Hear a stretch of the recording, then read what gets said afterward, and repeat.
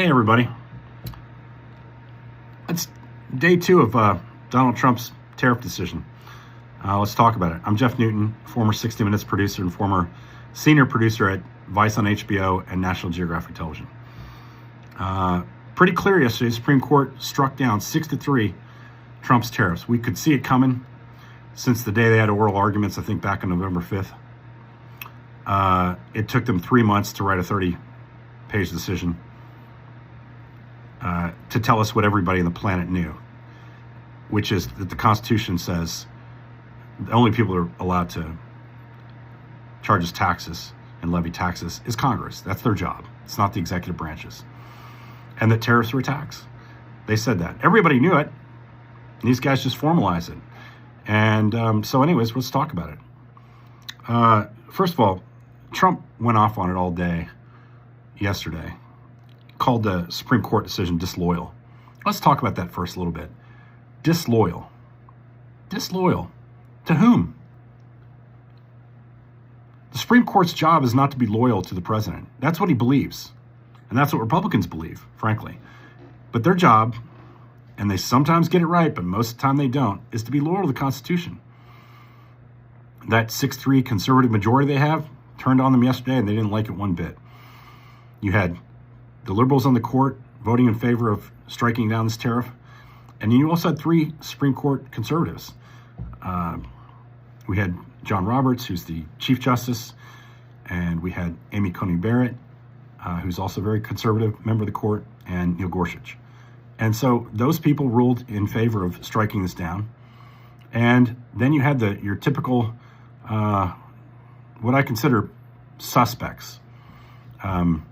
Brett Kavanaugh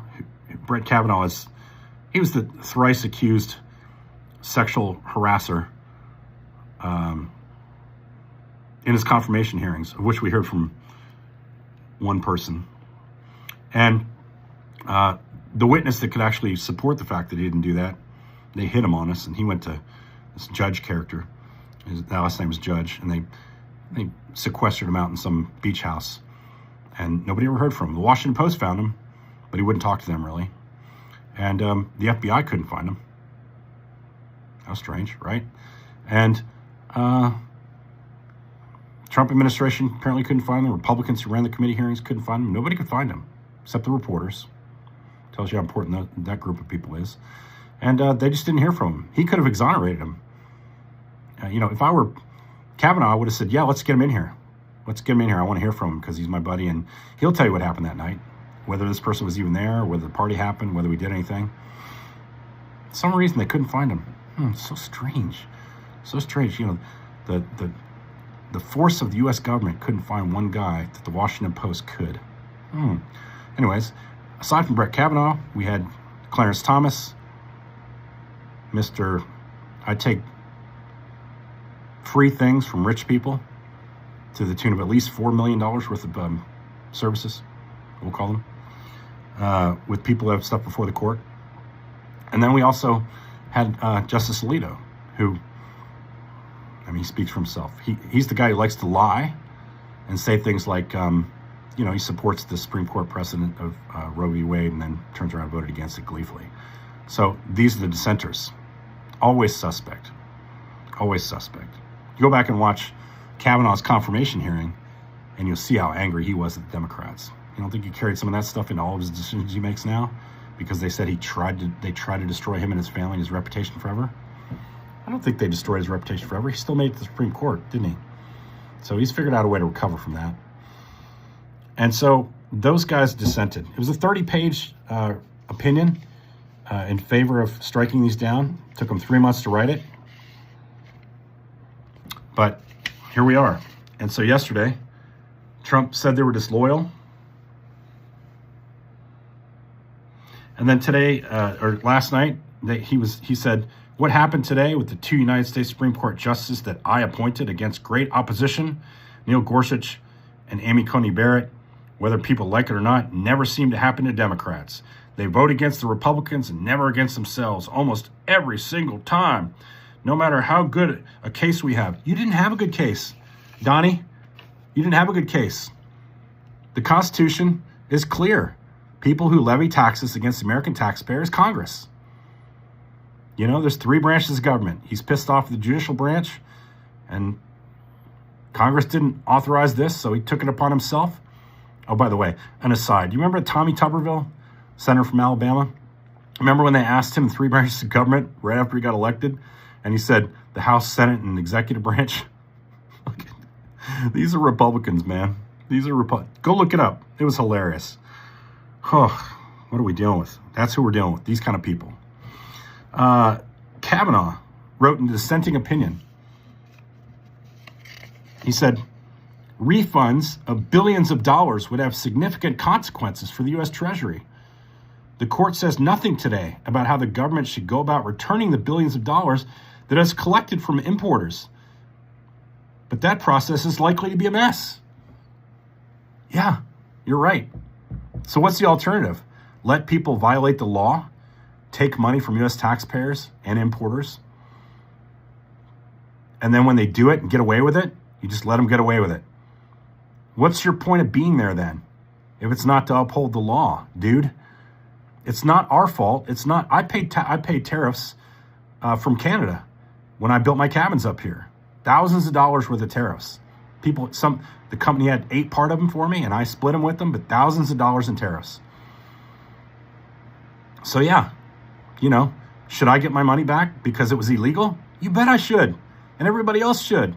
Even down to the people who were buying toothpaste and soap and groceries that were imported from other countries that had tariffs on them. Alcohol in Canada before they stopped selling it.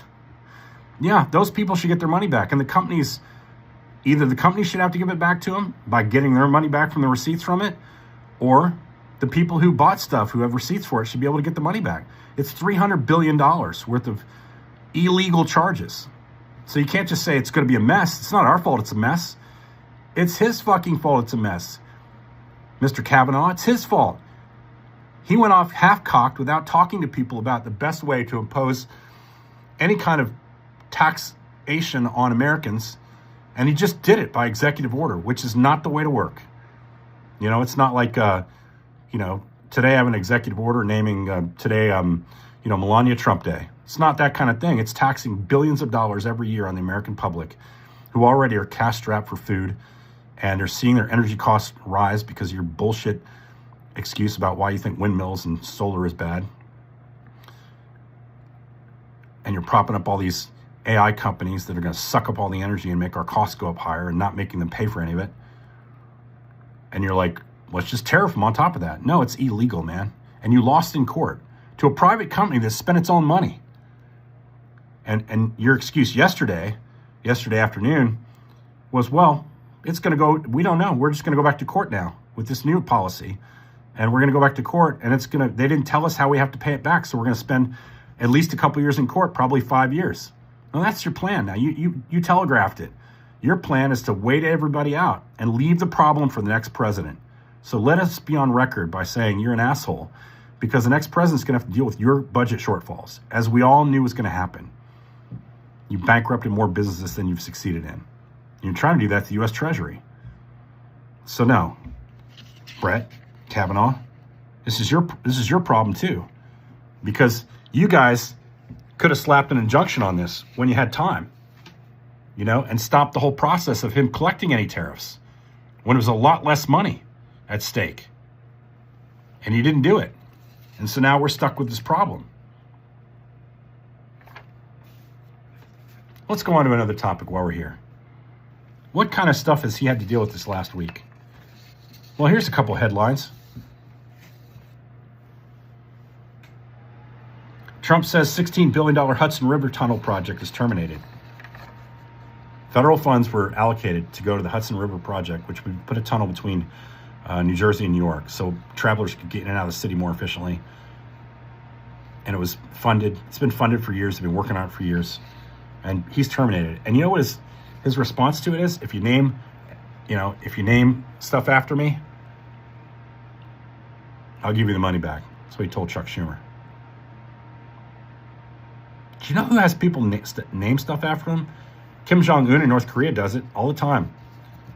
Turkmenistan, the ruler of Turkmenistan and his son, they have, Remember, did you see the other day that poster on the Department of Justice of Trump on the outside of it? Every time you turn around, he's putting his name or his picture on something. Let me tell you something. Countries that do that are admitting that they're dictatorships.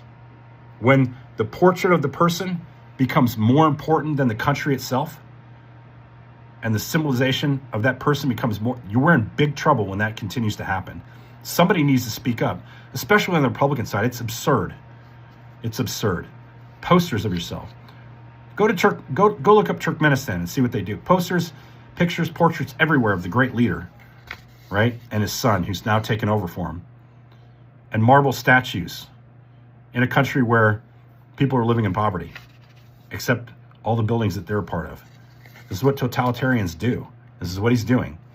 And even when he ran a charity, the things that he, instead of putting money towards the charity, what they found when they did the audit, which is why they stripped him of his charity status to never be allowed again in the state of New York, they found he was doing things like buying portraits of himself. This guy's nuts.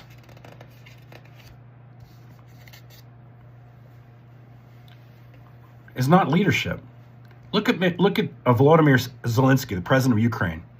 When he was first elected and looking young at the time, a little thinner, a lot less gray hair, and he was speaking to the Ukrainian government. He said, I don't want posters of myself and pictures of myself in your offices. Don't do that. Don't do that. He said, put pictures up of your family. And every decision you make, think of them. And you wonder why Trump hates him. Because he's a man who understands his role in history. And he doesn't give a shit about himself. He only cares about his people. And this guy, posters everywhere. We're also moving military assets towards the Persian Gulf with the possibility of going to war against Iran. The reporting is really slim on that right now. We need to do a deep dive on seeing what's actually going on. Just because they're moving assets around doesn't necessarily mean anything. But when asked about it, going to war with Iran, White House Press Secretary Caroline Leavitt said, well, there's many reasons and arguments one could make a strike against Iran. What the fuck kind of answer is that? Really? There's many reasons to attack another country? He's really going hard for that Nobel Peace Prize, right? First Venezuela, then Iran. Can't even come up with a reason that he wants to do it. I thought he said he took out all their nuclear capabilities and they were all destroyed. And now he says, unless we reach a nuclear deal, we might attack them. Before it was like, well, you don't want to pick on the people, the protesters of Iran, because we'll stick up for them. I mean, make your mind up, dude. Figure out what you're actually trying to accomplish and then get some buy-in so you don't look like an idiot again and spend more of our resources like you spent $3 billion down in Venezuela. But here's what he tweeted this week. Truth Social, he put on Truth Social. Based on the tremendous interest shown, it's getting ready to be something important, right? I'll be directing the Secretary of War, must be Iran, and other relevant departments and agencies. Ooh, it's going to be a big thing. Everybody's going to work together on this. To begin the process of identifying and releasing government files, JFK maybe? Related to alien and extraterrestrial life, unidentified aerial phenomena, UAPs, and unidentified flying objects, UFOs, and any and all other information connected to these highly complex but extremely interesting and important matters. God bless America. Are you fucking kidding me? And people write me and say I have Trump derangement syndrome. We have a madman in the White House. I mean, if he's not a madman, he's an idiot. My assumption is that he's both. He proves it every single day. 175 billion people want 175 billion back, the Supreme Court says. And of course, Trump, that's going to put him in a tremendous deficit if he has to pay that money back, right? $175 billion. Wow, 175 billion. You know how much money that they've allocated over the next several years for the Department of Homeland Security? 170 billion. Something to think about. Anyways, last thing. Reuters did some good work. I used to work for Reuters back in the day, the print side in Afghanistan. They're like the Associated Press of Europe. You know, when you put something out on the Reuters wire, it goes everywhere, all over the world. It was a cool thing, seeing your name on a Reuters wire. Reuters reported that hundreds of judges around the United States have ruled that 4,400 times. They've ruled 4,400 times since October that the Trump administration is detaining immigrants unlawfully. So 4,400 times since October, they've said that these judges, they can't all be advocate judges, can they? 400 of them have ruled that 4,400 times the Trump administration is detaining immigrants unlawfully. A Reuters review of court records found. That's some deep diving, man.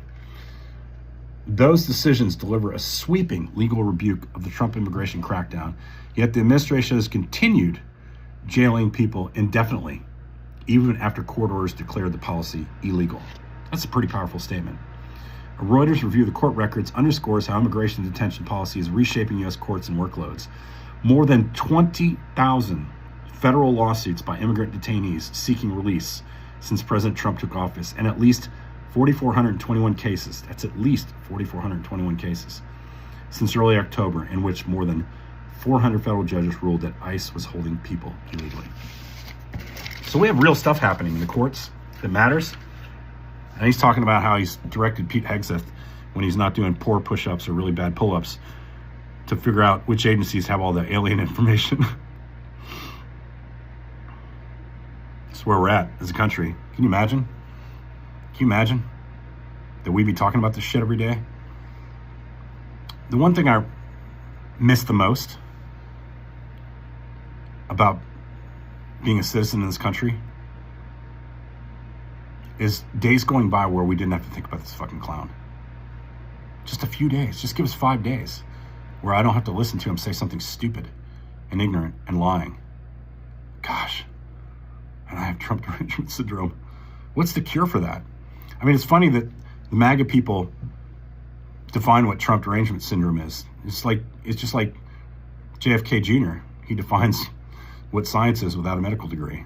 You know, they're making stuff up, just like they are in the FDA. Anyways, you guys have a good Saturday. Like, follow, and share. Comment. We love your comments. If they're fact-based, we love them even more. And yeah, head on to Substack if you can. If you have the inclination, we'd love your support and help in building our Substack community with paid subscriptions. Try unpaid one for a while. If you like it, help us out. $8 a month or $80 a year. So take care, Misfits. Have a good one. From the Writer's Cabin, signing off. Have a good Saturday.